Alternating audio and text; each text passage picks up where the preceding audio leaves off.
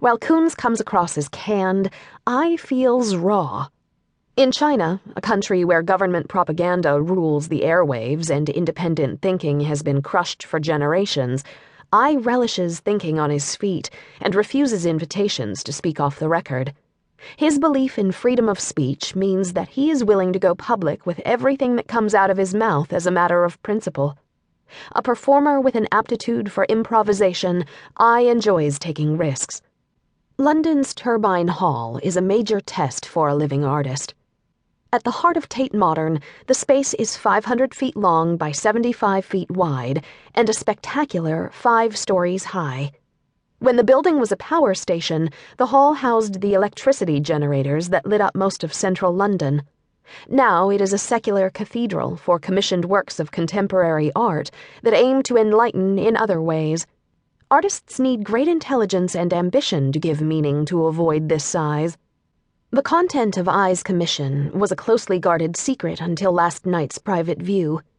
As I approached the installation, I could hear the crunching footfalls of the half-dozen people who had entered the museum ahead of me and who were already treading on the work. I walked out into a rectangular ocean of gray gravel, or was it pebbles?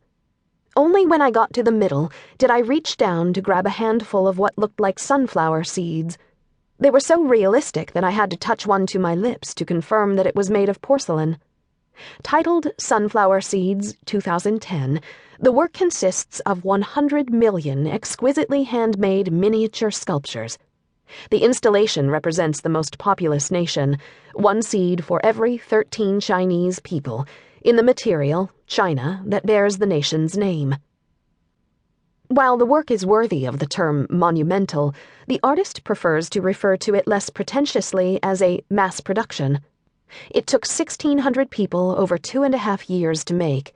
Indeed, I saved a pottery-producing village from unemployment, paid his workers above-average wages, and made a video about the process. Self-conscious about exploitation, the artist drew attention to the toil, making it an explicit theme in the work. Ai appears with Danish and American documentary filmmakers in tow. They have been following him for months. We head to the cafe where he orders English breakfast tea, and the film people take over a neighboring table. The artist seems to be wearing exactly the same baggy black jacket that he wore in Shanghai. After a few effusive remarks about sunflower seeds and the assertion that I am keen to see him in his Beijing studio, I dive straight into the principal question that drives my research, the one into which I usually coax and cajole my interviewees. What is an artist? Ai takes a deep breath and then clears his throat. He is a prolific writer and talker. He has posted thousands of blog posts and Twitter messages since 2005. In Chinese, 140 characters is a novella, he says. The artist also gives an average of 3 interviews a day and has probably done at least a dozen Q&A sessions to promote his Turbine Hall show. However, Ai doesn't have a quick answer for this one. My father was an artist who studied in Paris, he says eventually in English with a heavy Chinese accent. Then he became a poet in jail.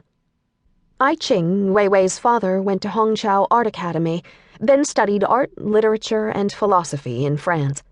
Upon his return to China, he was imprisoned for 3 years by Chiang Kai-shek's nationalist government because he openly supported Mao Zedong's communist revolution.